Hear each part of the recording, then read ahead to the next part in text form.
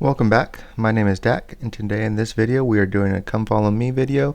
We are in Doctrine and Covenants Section 52. We're going to be going through verses 9 through 11 and verses 22 through 27. The manual teaches us that I can invite others to come unto Christ wherever I go. When the Lord sent several church leaders to Missouri, he told them to make use of the time spent traveling and, quote, preach by the way, unquote, verses 25 through 27. So let's go ahead and read those verses and talk about it. It says, Let my servants David Whitmer and Harvey Whitlock also take their journey and preach by the way unto the same land. And let my servants Parley P. Pratt and Orson Pratt take their journey and preach by the way even unto the same land.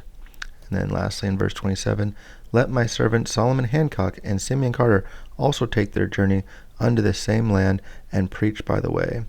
So you see that phrase, preach by the way, right there, preach by the way, repeated 3 times in each of them.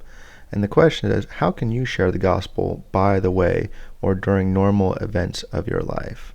And so when I was thinking about this and putting my list together, I thought that these verses in this preach by the way offers a beautiful reminder that sharing the gospel is not confined to formal settings like the pulpit or planned lessons.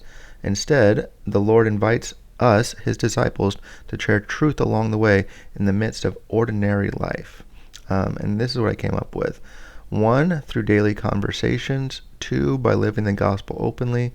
3, on social media. 4, in acts of service. And then 5, in family and friend relationships. So first, through daily conversations. Looking for moments in conversations with coworkers, classmates, or friends to share my beliefs or values. I don't have to force doctrine. Simple mentions like I studied something that gave me peace today, or church really helped me with that, can really open doors. I found, for example, we get the question a lot, how was your weekend? And I could talk about, going to a ball game on Saturday, or date night with my wife on Friday night, or I could talk about what happened in church on Sunday. And, it's something that happened to me. It's part of my life. And I know that when I'm doing what I'm supposed to and I'm feeling good, I'm happy to share those things. When I'm not doing what I'm supposed to, maybe I'm not in the right frame of mind, I find myself shying away from talking about that. Which leads into the second one, by living the gospel openly.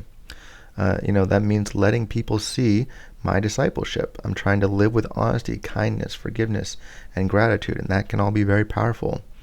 The kind of person that I am, the kind of person that you are, does that reflect Christ so clearly that others feel drawn to ask, why are you like this?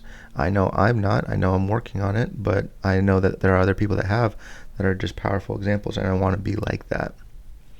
Number 3, on social media. What I'm doing right now, posting on YouTube, but, when important church events happen, baby blessings and funerals and baptisms and marriages and stuff, posting on it and sharing why it's important. Adding a scripture or a quote from a general authority, it can be uplifting. It can be inspiring to others. Bearing testimony doesn't have to be in a formal setting. It can just, I'm so blessed to have a wonderful family that here on earth, you can do things that are just on social media and simple. Number 4, in acts of service. It's one thing to talk about it. It's another thing to be about it. As I or anyone else help neighbors, volunteer, or comfort a friend, we can create natural gospel sharing opportunities. I've done yard work at people's houses, shoveled snow for a neighbor, things like that. That really opens up opportunities to share and, have a positive experience together.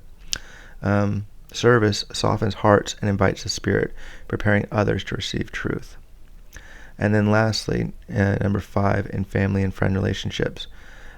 Preach, by the way, doesn't mean necessarily just preaching at others and preaching at them. It means walking with them in truth. As I support loved ones through trials, decisions, or doubts, I can gently bring them gospel principles into the conversation. Same thing for you. If you are living your life and being a part of your friends and family's life, and you're living the gospel the same way I talked about earlier, about living the gospel openly and doing acts of service, these things just naturally come up as like, why are you doing this? Well, I felt inspired to by the Spirit, or I felt the decision to. I was praying and I thought of this. if you're being truly honest, if that's really what's going on, that can be a powerful moment. That's my Come Follow Me for today. I thank you for watching. We'll see you next time.